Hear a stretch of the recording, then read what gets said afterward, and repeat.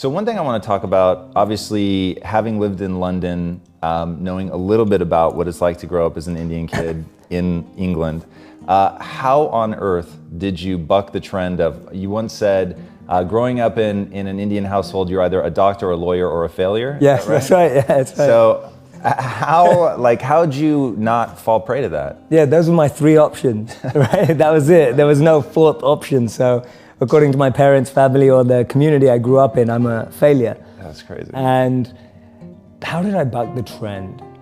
I was really, really fortunate that very early on I started to experiment with what mattered to me. Sometimes that got me in a lot of trouble. What people don't know about me is that I was suspended from school 3 times for trying out all sorts of things, like things that people would never imagine of someone who goes on to be a monk. I was experimenting with all the drugs in the world. I had multiple relationships. I was really trying to search for some sort of meaning, fulfillment, and as long as I've known, I've been chasing thrill. I really value thrill and feeling like I did not see that coming. Yeah, no, not many people do. It's very different. From 14 to 18, I was like this kid who just wanted to try new things out. And my parents' rhetoric would always be, well, make sure you get good grades. And I used to think, well, if I can be bad and get good grades, then it all works, right? Everyone's happy. So that's kind of what I did. And at 18, I was really fortunate when I met a monk. And this monk was invited to speak. And I kind of just went because one of my friends forced me to. At that time, I was listening to CEOs and entrepreneurs and business people and marketers who I thought that's what I was aspiring to be like. And then I hear this monk. And he captivated me like no one had ever captivated me before. It was like staring at the most beautiful woman on the planet. You know, I was completely fixated on him and his message. And that is the beginning, without me going into too much detail before we probe, that was the beginning of what changed me. Because I went from being someone who did only want all those things to become successful and trying to, but I started hearing my own inner voice much more in all that noise that I had around me. I remember one of my parents had a maths tutor for me because they wanted to be amazing at maths. And I was pretty good at numbers, and I'd have this tutor and he'd tell me that, he goes, the reason that you're struggling with the next question is because you're always worried about what your parents think. And that really stayed in my head. I was just like, wow, so as long as I'm trapped by what my parents think, I can actually never find the answers to the real questions of life. And there are all these little things happening. I lost 2 great friends when I was 16. One girl died in a car accident. One guy died because he was involved in drugs and violence. That made me rethink everything. I just thought to myself, wait a minute, these were beautiful people, people that I loved, people that, in my opinion, were good people. And I just lost them in a moment. And it was kind of like this collation of little things that just made me think, wait a minute, having money, having fame, that just doesn't seem to add up. And then meeting the monk kind of made that shift possible. And as I said, he was completely captivating. And then I found out that he'd given up jobs in Google and Microsoft to be a monk. And I thought to myself, who does that? You know, he's given up everything that I'm chasing and that all my friends are chasing, but he seems happier than anyone I've ever met before. And he spoke about this incredible principle where he said that we should plant trees under whose shade we do not plan to sit. And he was speaking about this principle of selfless sacrifice. And that kind of just penetrated me right there. When he said the words selfless sacrifice, for the first time in my life, I felt a thrill about something that I'd never felt before. I thought, wow, giving up everything you have for the service of others sounds like the best thing you could possibly do. And I don't know why I had that thought, because I wasn't a spiritual kid growing up. I wasn't a religious kid growing up. I wasn't even a good kid growing up. I was just a rebel, a misfit, trying things out, an experimenter, which I still consider myself. And so what I started to do is I was interning at companies and firms and corporates, thinking I was getting a grad job afterwards. And then I'd spend the rest of my summer holidays interning in India, living with him as a monk. So I'd use all my summer and Christmas holidays to just be out there with the monks. And he introduced me to another 200 to 500 monks that were just like him, just as smart, just as bright, giving up everything they had and using all their skills to make the world a better place. So I want to go back. Yeah. So to why that resonated with you, which is really surprising. So, and maybe you're just, so far ahead of where I was at the time, but that would have sounded absurd to me at that time. Yeah. Did you already have a sense of unease that like I'm a rebel without a cause, or like, what was it about that moment? And you seem very aware of yourself. So I'm hoping that some of that awareness was present then. Like, what was that moment? I believe the moment was I've always had friends who are older than me. And I could see a lot of them in the most successful careers, successful jobs, beautiful partners, whatever it was. But I saw a sense of lack of fulfillment, meaning, and purpose in their lives. And I've always been an observer, and I would see these people who are like 5 years older than me, 7 years older than me, maybe 10 years older than me. And I'd be watching them and go, is that the life I want? And often the advice I give to people today is fast forward where you are, look at yourself in 10, 15, 20 years time, and ask yourself the question, is that where I want to be? If you're in a company, look at the person who's 20 years ahead of you and ask yourself, is that where I want to be? If you're in a startup, look at where other startups have got to in similar roles and go, is that where I want to be? And if the answer is no, then you need to find a new path. And for me, the answer at that time from observing was no. The path that my parents or society or the university I went to or the community I had that was carving out for me, it didn't feel like the path for me. So I was almost seeking an alternative or a new path. I was just so fortunate that it happened to be an uplifting, powerful path as opposed to something that could have actually taken me down the wrong road. Because that could have been possible too. So walk me through the first time you step off the plane in India. It's summer. And so I'm living there, I'm waking up. I'm almost doing all the practices, just as if you were shadowing a CEO. I'm just shadowing a monk. And so I'm just shadowing his lifestyle. So we wake up, he's like one of the most elite monks. So we're waking up at like 2 a.m. every day after sleeping at like 9 or 10 p.m. And then we study these ancient Vedas, which are 5,000 plus years old, together. And we spend 2 hours, and I'm studying with the best of the best here. So he can like analyze and assimilate, and I'm learning fast, taking notes. Then 4 a.m. we go to collective meditation. We do those practices with the other monks as well. 6 a.m. we have personal meditation. So I'm literally going through the life of a monk and falling in love with it step by step, going, wow, I've never had this experience before. But I just threw myself in, and I was practicing it to the T. Right? It wasn't like, oh no, my back hurts when I sit on the floor, I can't stay here for too long. Or, today when people are like, oh, I can't meditate for longer than 2 minutes. I was like, no, I'm gonna do it for 2 hours. If that's what they're doing, I'm gonna give it a go. Because I can only test, the hypothesis will only be true if the experiment is carried out to the degree that they are. So if the hypothesis is, if you live like this, you'll be happy, more fulfilled, then I wanna do that. All right, so let's explore this then through the lens of creating one's own perfect life. Yes. Which is pretty interesting, especially because I think this is so accurate to the way that most people are. It's not like, oh, there's some grand missing thing in my life, but you took that first action. So codify this for me or for anybody that they don't know what their ideal life looks like. They just know that they're not living it yet. So step number one is take it seriously. To find out if the hypothesis is true or not, you have to take the experiment. You have to do it sincerely. What comes after that? I think even one step before that is opening yourself up to new role models and new experiences. See, we live in echo chambers. We're just surrounded by the same thinking. How often do you bump into a monk? It just doesn't happen. No one has a dinner party and goes, oh yeah, we just invited the monk, from town, like the local monk. Like no one ever does that. And so we meet people who are just like us most of the time. And we talk about this in business all the time. If you want to be a billionaire, spend time with billionaires. If you want to be a millionaire, spend time with millionaires. If you want to be a tech startup, spend time with, that's the common rhetoric that we hear all the time. But what if you want to find purpose and master the mind? There's no one better than a monk who's mastered the mind.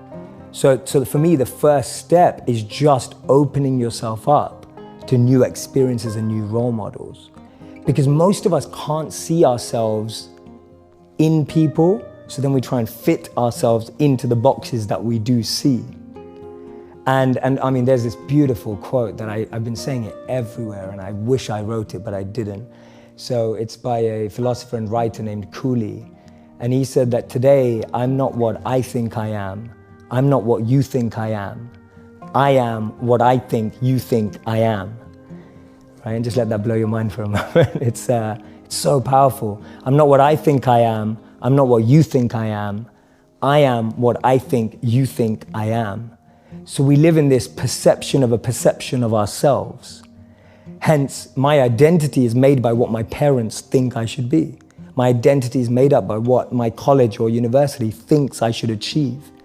While you're living in that bubble and that echo chamber, getting to what you really want to do is impossible, because maybe that just doesn't fit. And I think so many people feel that way today, that they don't fit into the current education system. They don't fit with the 3 or 4 or 5 careers that you're taught exist. So that process of self-excavation and actualization first requires being exposed. You can't be what you can't see. If I never saw a monk, I would never have wanted to be a monk. If I never meet a billionaire, I wouldn't want to be one, because I wouldn't know what that feels like. I don't know what it looks like. I don't know what it takes.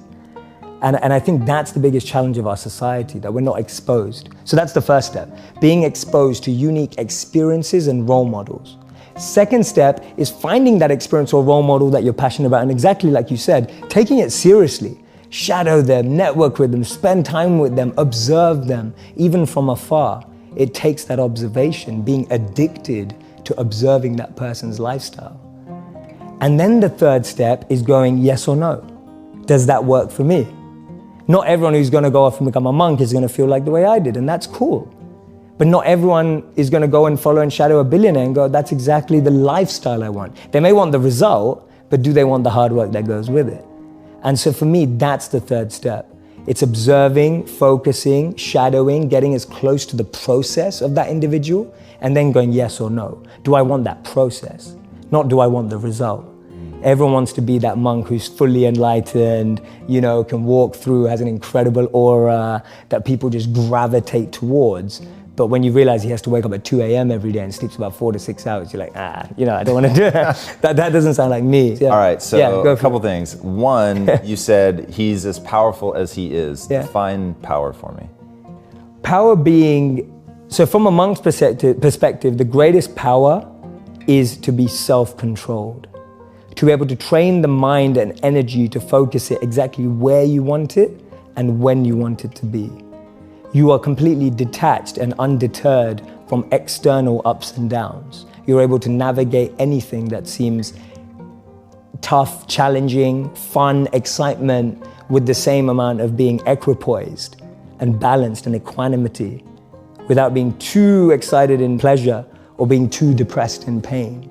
But knowing how to navigate every situation, to me, that's great strength and great power.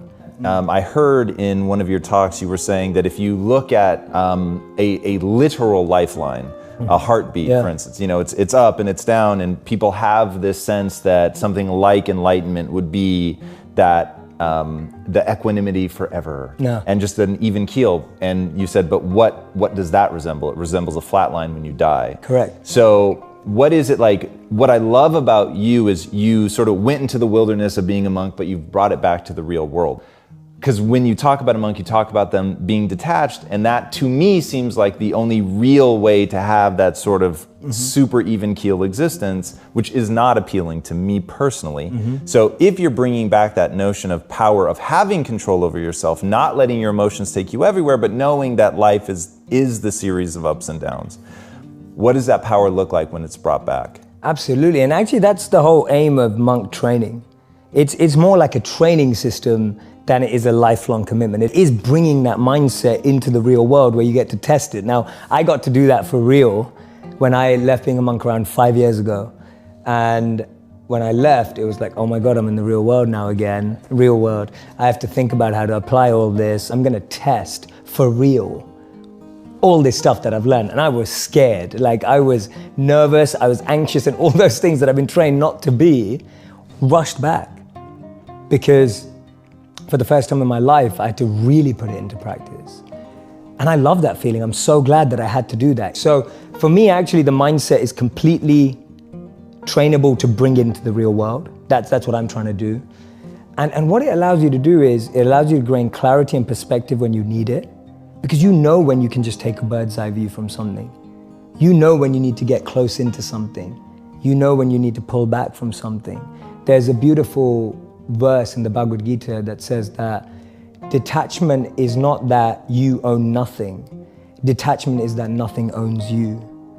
And I love it, because to me that summarizes detachment in a way that it's not usually explained.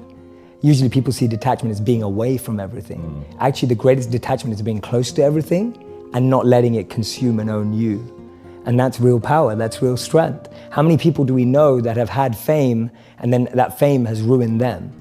So for me, that definition of detachment is possible to practice even in the real world, rather than saying, oh, I'm just gonna have a really simple life, I'm just gonna have nothing in life. What was the best part about being a monk? The best part about being a monk is that your morning routine and practices are so powerful that you can actually aspire for more incredible values in life. Because your mind is clear. Because your mind is clear and you have that ability to have more clarity so you can seek that which is higher. So I'll give an example of what I mean. Define, is that what you're about to define? What is higher? Yes, exactly. So for me,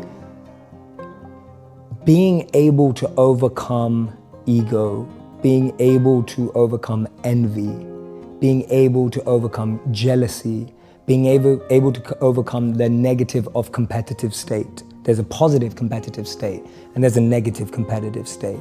Today, when people are looking on Instagram or Facebook or YouTube, all you're looking at is, oh, she got that many likes, or he got that many likes, she got engaged, or he got married, or, oh my God, look at her body, or look at that. And it's like, that stuff's destroying us inside. Envy, jealousy, ego, greed. To be able to have enough clarity to purify yourself of those things is gonna alleviate the biggest anxieties and depressions of our time and mental health problems.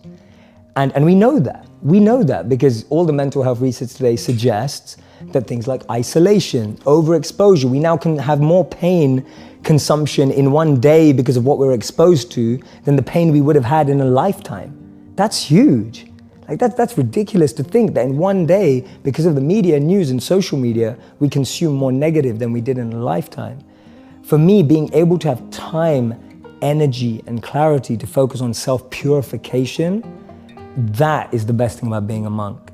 Because you have that time, reflection, and a process, and an environment that only allows you to become more purified of those things. So, if I was the interviewer that I wanted to be, I would have asked you this question when we were on the topic, but I'm gonna go back just because it's important enough.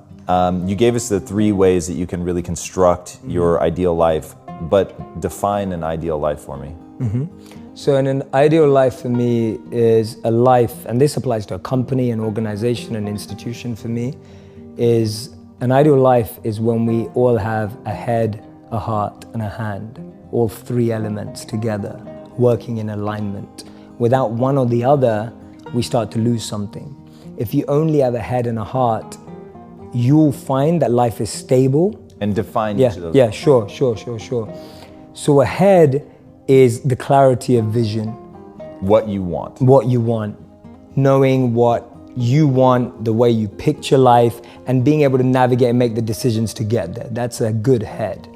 A good heart is being able to understand what your intuition and heart wants, being able to connect and tap into that understanding deeper and beyond the vision you may have painted for yourself. So I often say to people that you'll get to where you want in life, just not in the way you imagined.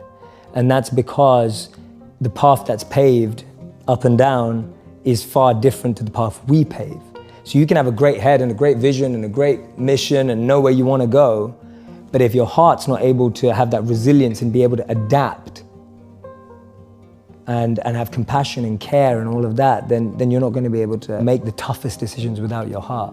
But to be able to realize that we need to care and be sustainable and long-lasting requires a heart. And a hand is that service, wanting to pass that on, that which you have, wanting to give it forward, pay it forward. The idea of serving with what you have. I often say to people, your passion is for you, your purpose is for others. Your passion makes you happy, but when you use your passion to make a difference in someone else's life, that's a service, that's a purpose, and that's the hand. So those are my 3 elements of an ideal life. I like that a lot. And I when you first said it, and I'm glad you defined it, because when you first said it, I thought the heart was going to be the part about like just compassion and caring for others, doing something for other people. But I like that, the hand being tied to service. So one thing that I think a lot about is deep fulfillment. Like really, when I think about, okay, what is a life we're living? Honestly, it comes down to neurochemistry for me. And it comes down to experiencing this world in a way that optimizes for sustainable pleasure, which I'll differentiate between a bowl of ice cream, a bump of cocaine. Those are pleasurable. Absolutely. And I haven't done the cocaine, but the ice cream I can speak for. Okay, I've done both. Good. Yeah. So I'll trust that it holds up. Yeah. But they don't bring a lasting fulfillment. It's not sustainable, right? So both of them end up creating this self-destructive loop. And purpose really does become that thing that gives you something that is on a neurochemical level, deeply satisfying. Absolutely. And how much of this, like, how did you marry the deeply spiritual, the often abstract? Oftentimes I'll hear spiritual speakers talk and I feel them sort of drifting off into the ether. How did you marry that to experimentation, neuroscience, practicality? Like, one, why do you find that interesting? And then two, what are you doing with that? So I studied behavioral science at university, so I've always been fascinated by why people do what they do. And whenever I was reading these books that are 5,000 years old, my greatest fascination was finding a principle and finding its relevance in modern science. And I said to myself, the day I can't find that, I'll quit. I won't believe in this anymore. So I'm still doing that. And I'm ready to quit. If someone shows me a piece of science and I can't find a principle in these ancient literatures, or actually what I like to call these timeless literatures, then I'll give up my faith. Because for me, it has to track forward. And I'll give you a really basic example. Today we're in the gratitude movement. There's like 1 million gratitude journals out there. There's 1 million scientific studies on gratitude, and gratitude has been linked to better mental health, self-awareness, better relationships. I mean, there's so many scientific studies on the neuro level that shows that gratitude is great for your mind, brain, and fulfillment. Now, I look back, like gratitude is all over the timeless wisdom. One of the first things we were trained to do when we were a monk was to pay our respects to the earth for what it gives us. And you do that first thing in the morning. What is that if not gratitude? When you wake up in the morning, you thank the earth for the food. You thank the earth for the water. You thank the earth for allowing yourself to walk. You start your day with gratitude. Today, the biggest tip on Forbes and Inc. and everything is start your day with gratitude. Like, where does it come from? It's right there. These things are old. So I get fascinated. I'm intrigued by the parallels and patterns because it saves you time. It's the same way as which if I say that this business person got invested by this company and that's why they're successful because they had the right investors, etc. That's a pattern. So I know if I'm building a business in that area, I'm going to look for investors like that. It's the same thing. That pattern saves you time. Rather than you trying to figure out, does gratitude work? How shall I be grateful? Creating your own process almost. It's really interesting. Life has taught me to stop believing everything I think. Yes. And the way that it's taught me that is by relentlessly punishing me every time I overinvest in being right. And I remember when my wife and I first got together, she used to get chest infections all the time. And she told me it's because of the AC. And I was like, that doesn't make sense. And she was like, no, my grandmother used to just swear up and down, if you're hot and you stand in front of a fan that you're gonna get sick. And I was like, that is the biggest load of like crap I've ever heard in my life. That does not make sense. Like getting sick comes from either bacteria or virus. Like it's that simple. And she was like, I'm just saying this, my grandma always said, and it seems true to me. And I was just like, oh God, this is exhausting.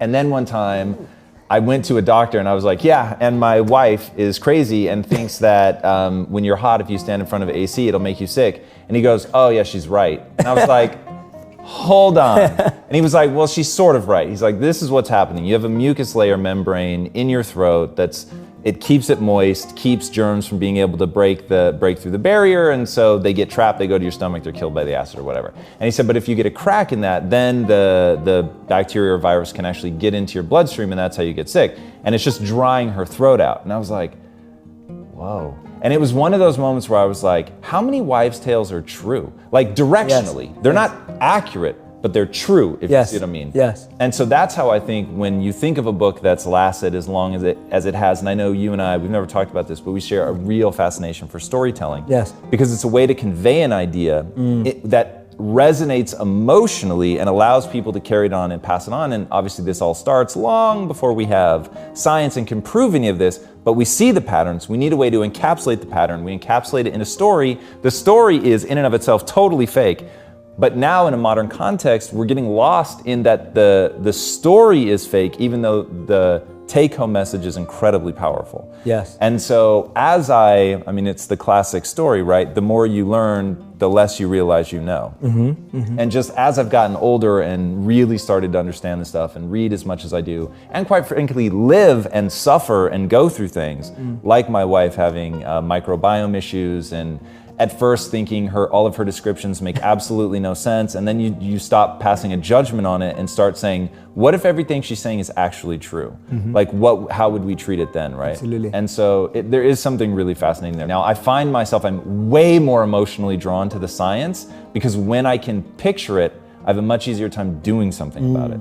So when you were talking about the things that you learned from meditation, I've gotten tremendous value out of meditation, but it's nothing like what you've learned. So for me, it was once I understood that diaphragm breathing made sense because it triggers the parasympathetic nervous system, then because I understood it, the understanding becomes a force multiplier. Absolutely. All right, let's talk about behavioral science, self-awareness, watching your content, have you ever looked at how much content you've put out? No. It's a lot, dude. Like when you search your name, because I normally try to watch like basically everything, and I was like, I give up. It's really incredible. And going through that stuff, it seems really clear to me that you have massive self-awareness. And what would you say, is there a process for people to gain more self-awareness? And then what are, from a behavioral, just human behavior level, what are things that trip up the average person? The first answer, I mean, I'm a huge fan of the book Thinking Fast and Slow. I don't know if you've read it. Yeah, it's a great book, because for me it's got a really close pattern connection again to what I studied. So just understanding System 1 and System 2, if anyone watching hasn't read it, I highly recommend it. Just being able to differentiate between System 1 and System 2, as Daniel Kahneman calls it, in the Vedic philosophy would be called differentiating between the mind and the intelligence. Knowing how to differentiate the voices in your head is the first level of self-awareness. So break down what System 1 and System 2 are. Absolutely. So System 1 is your initial response to anything that happens. It's a stop that I can't really say. So if you say something I don't like, my System 1 naturally would be a face that I pull that I'm like, I don't agree with that. That's an understanding of what System 1 is. It's your initial default reaction in the moment. That can be positive often. For example, if someone pulls out a knife, you feel scared and you run. That's System 1. That's a good thing. It's safe for you. But also System 1 is someone says something that hurts your ego and you start defending yourself immediately. That's a negative of System 1. That we would refer to as the mind. It's built up of conditioning. Those responses are conditioned. Those default elements are all there because of habit and continuous practice. The System 2 is more like the intelligence. What I would say is more like the parent. If you can consider System 1 to be more like a child, System 2 is more like a parent. It looks more at the long term. It looks more at the bigger picture. It processes that default reaction through a set of checking and metrics to decide whether that's true. The child is the one that wants everything right away, impatient, quickly responding, straight away reacting when it doesn't get what he wants.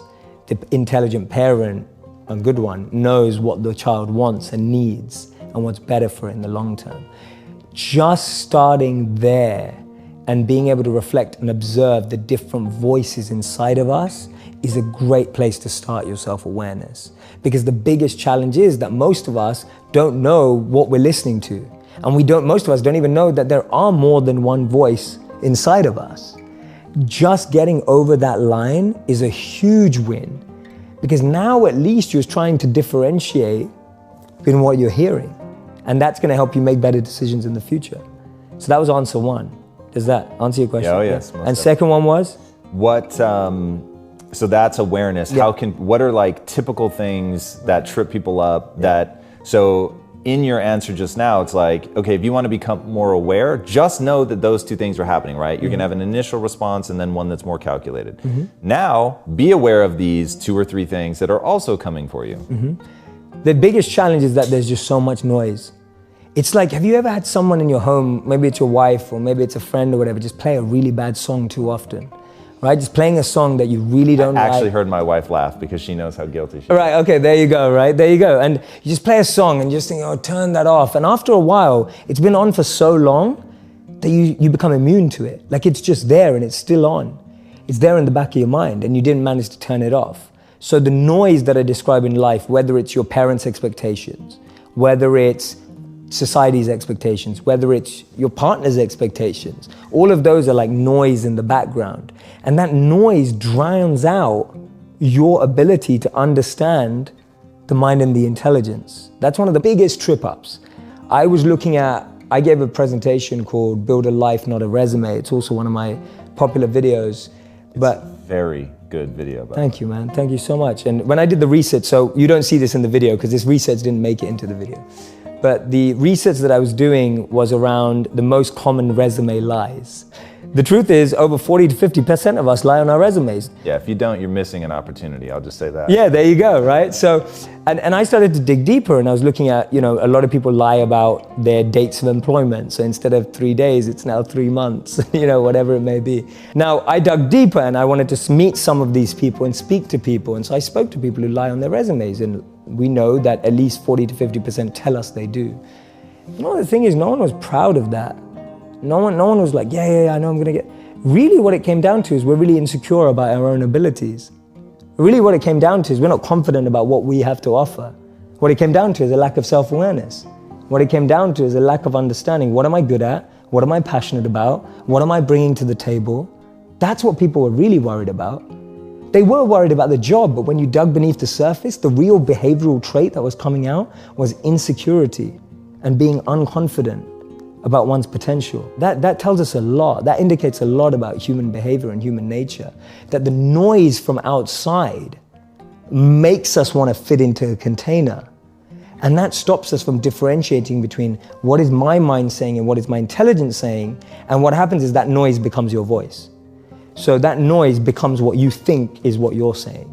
And most people don't realize that until 10, 20, 30 years down the line. How the hell do you figure out, so your analogy is great. So the song's on, you don't even realize it's there anymore, it becomes total white noise, you're oblivious to it. In fact, you'll only notice it if it gets turned off. Correct. So how do they identify that? Like, do you have a process for that? How do you hear the thing that you no longer hear so that you can shut it off? Yeah, absolutely. One of the biggest ones, and we say this all the time, but it applies mostly to this, is switching your association. Is switching association to what? The people that you hang out with, okay. Right? It's like changing your circle. Because if you're only hearing the same thing from that circle, the only way to turn it off without you having to do mass amounts of reflection is changing your circle, where you start hearing. We all ultimately find the things we want to hear, right? We know that. All right, right now in real time, you and I are gonna do some cool shit. Okay, let's do it, All right, so I created like a little piece of content for Alexa where I was like, okay, what are the 4 questions that you can ask to get, because you and I use different words, but I think we're saying the same thing. Yeah. So I call them invisible beliefs. Beautiful. So everybody has invisible beliefs and they're totally fucking with you. Yeah, I call it noise. Yeah. So they're controlling your life. And the only way to get them to stop controlling your life is actually figure out what they are. And so I gave 4 questions that 2 of them I just straight stole from Albert Einstein. What are they? And it's the most important decision every person will make in their life is whether they live in a friendly or a hostile universe. So just make it a question, right? Do you live in a friendly or a hostile universe? And so the point, and I'll go through all 4, but the point was that if you ask these 4 questions, and they're just the tip of the iceberg, but if you ask these 4 questions, you're gonna begin to identify your frame of reference. Basically just trying to get people to frame themselves as either optimistic or pessimistic, which I think is sort of the big ham-handed like first thing you need to become aware of. So first, do you live in a hostile or friendly universe? Another Einstein one, is everything a miracle or is nothing a miracle, right? Because you get to choose. Absolutely. So neither one of those is objectively real, but you pick and it's really gonna color how you see it. I love it, yeah. And then number 3, can you do anything you set your mind to without limitation, or are there certain things you can't comprehend? And then number 4, I'm forgetting right now, so I won't waste time because you get the... Yeah, I get it. I love them. They're brilliant. Brilliant questions. So what, like, they're woefully incomplete. So what could we add to that that would really bring this home for people? So if that gets them optimistic, pessimistic, what other, at a really high level? Yeah, sure. What are other things that people could immediately switch, or in fact would immediately switch if they change, you know, the people that they're hanging around? But like, let's really get real about what some of those things are. So optimism, pessimism, what else? So for me, there was 2 questions that I had to ask myself that really changed what I do. One of my big questions is, what advice would I give to my younger self? It's huge, because I think that's the stuff that we regret. That's the stuff that we wish we were doing. That's the stuff that has been lost in the noise. When you ask someone, what advice would you give to your younger self? The number 1 answer is, I wish I studied this. I wish I tried this out. I wish I gave this a go. You know, those are the... All things that somebody didn't do? Yeah, it's all things people didn't do. It's always like something that either should have started or didn't continue. And that's really tapping into someone's voice, right? That's really tapping into what someone really wants to do. And you're going way beyond just like, oh, what do you like? What are you passionate about? So hard to answer that sometimes, especially if you're drowning. Does that add to your questions or not? No, it's really interesting, but now I need to know what your answer was. So I used to do a lot of spoken word when I grew up. I read the dictionary, I read the thesaurus, I loved language. That's what I was fascinated by. And for some reason I gave it up. Then I found out about monk life, became a monk. And then almost back 10 years on at 28, I asked myself that question, and my answer was, I miss words. I miss expressiveness. I miss sharing a message and stories through incredible language and ideas, potential rhymes, but flow and all of these things. So that was the answer to my question. One of the biggest answers was, I wish I never stopped writing. When did you ask that question? I was actually 28, so 2 years ago. 2 years ago? Yeah. Here's the thing, man, I will tell you right now that your content is like the modern version of spoken word. So I don't know if that's on purpose or an accident, but like... It was an accident. Watching it, I was like, fuck. Like, if he is doing this off the cuff, I have to hate myself a little. Yeah. And if he's writing it down, he performs it so well that it feels off the cuff. But the answer's both. Very impressive. Thank you, man. You're so kind. I'm genuinely touched coming from you. No, here's the thing. Like, look, and I love giving compliments when they're real, but more importantly, you compliment the thing that you want to reinforce in somebody. So you've got a mission, I find it very interesting, which is, can we make knowledge, my word, I don't remember what word you used. Wisdom. Wisdom, perfect. So can we make wisdom spread as far and as fast as entertainment, which is so similar to what I'm trying to change people's beliefs through entertainment. So I recognized the kindred soul right away. And then just watching the content, I'm like, whoa, like I'm not surprised the number of views that you've gotten, because songs work because they make you feel an emotion, but they also tap into whatever it is about humans, whatever it is that we convey through rhythm. And before the cameras were rolling, we were talking about it. So the one thing that makes me very uncomfortable, I do this thing called impact quotes. And impact quotes is the first time where I allowed myself to perform, where I would not say it like this if you and I were standing next to each other, right? This is for the camera. I know how it's gonna be edited. I know we're gonna add music to it. So it is a performance, but it's also some of our best performing content. So it's like what you were saying earlier about, look, I just accept that not everybody geeks out on neuroscience. And so I have to understand like who my audience is and give them something in a way that will then resonate and go viral. Absolutely. And so I think acknowledging that's really interesting. So anyway, I'm responding just to what you were saying about that, because your life seems to be an echo of that answer. All right, so there's a few more things I have to get to. Go for it. I'm here. I'm loving this. And if you're loving it, that's even better. Yeah, 100%. So there are 3 questions that you get asked a lot. What are they? Ooh, the big one is, how do I find my passion? Okay, and you can tell me I need you to answer each one of them. Yeah.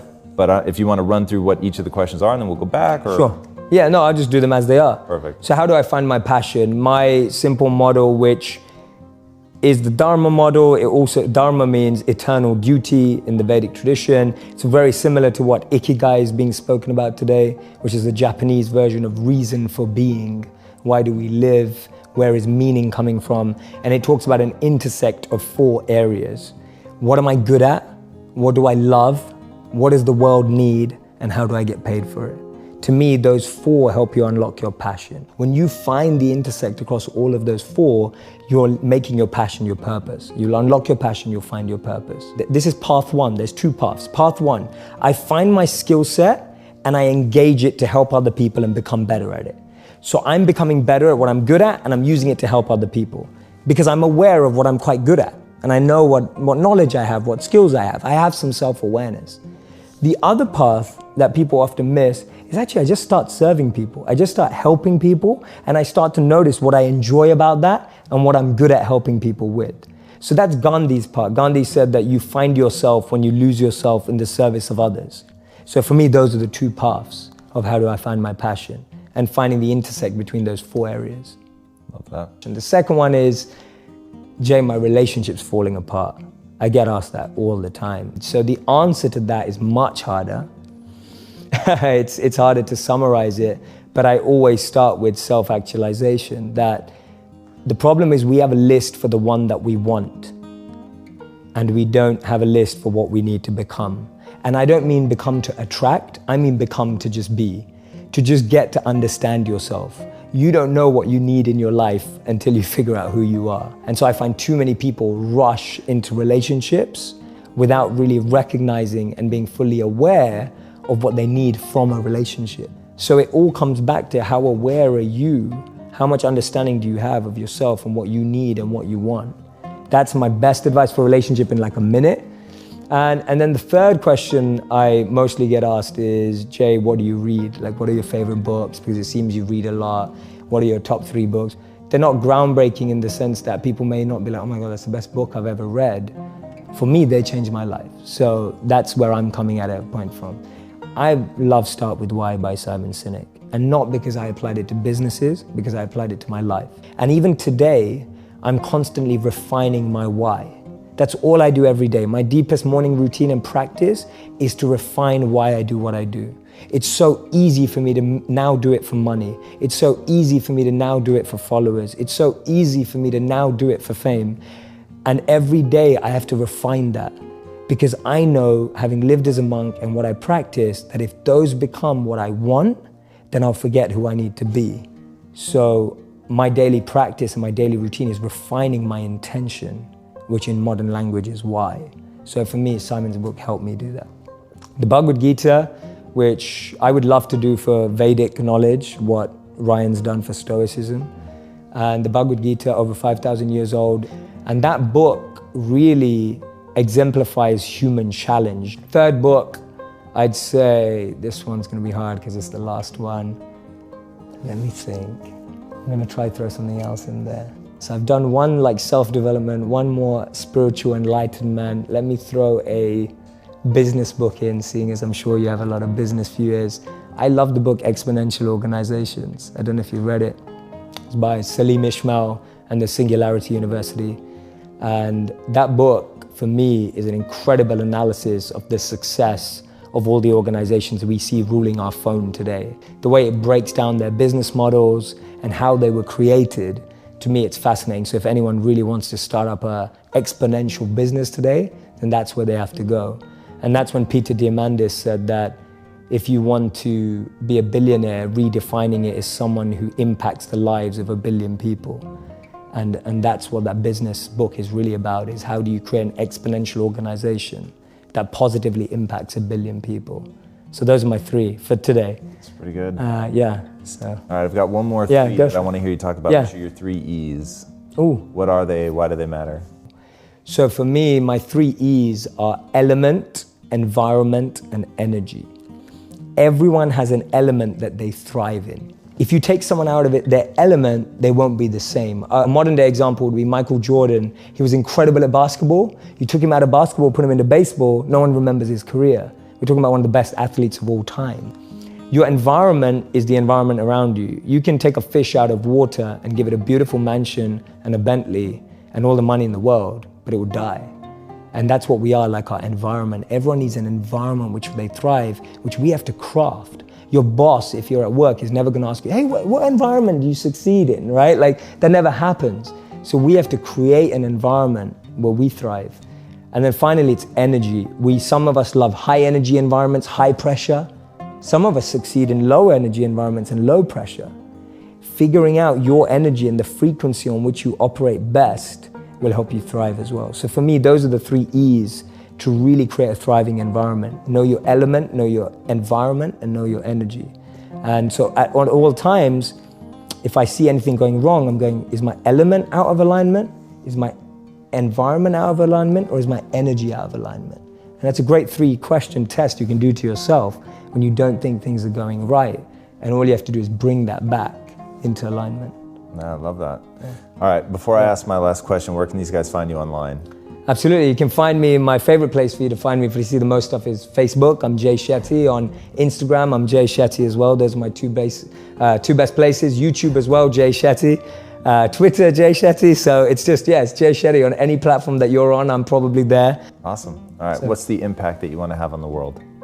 I think you've said it so beautifully so many times and shared my vision, which is wonderful. And it's wonderful to know that we share the same thing. It's making wisdom go viral. There's an incredible study in 2017 that said the most successful people in the world, healthy, wealthy, and wise, choose education over entertainment. The impact I want to have on the world is I want to transform and revolutionize the entertainment industry so that it becomes educational without anyone knowing. So it's still completely entertaining. It's still like watching Netflix, but you're learning about human behavior, the mind, neuroscience, and everything without even knowing you are. To me, that's the greatest win that we can have for our society. How many people are going to quit watching Netflix and reading a book every night? I don't know. But if we can make that book come to life on Netflix, that's going to change the world, because that's what people are going to consume. So for so long, media has been used to numb people, to switch people off. If we can use it to excite, elevate, enlighten people, not by like the cheesy way of like, oh, let's follow someone through their journey of enlightenment. It's not like that kind of stuff. I mean, like really entertaining programming where you can learn by being entertained at the same time. If I can do that by changing the most powerful industry in the world, then I will feel that I've had somewhat of an impact. Because that way I think we'll reach the world without having to get everyone to change their habits too much. My thing is, how do we meet people where they are and really deliver a message and a powerful expression of love? And to me, that's the highest form of compassion. The highest form of empathy, love, and compassion is to meet people where they already are, rather than expecting them to change. And yeah, that's the impact I'd like to have on the world. So fingers crossed, with your help, with the help of everyone who's watching, it's going to be a team effort. I can't do it on my own, I'm not expecting to. But yeah, that's the impact I'd like to have on the world. That's awesome, man. Thank you so much for being on the show. It was incredible. Thank you, man.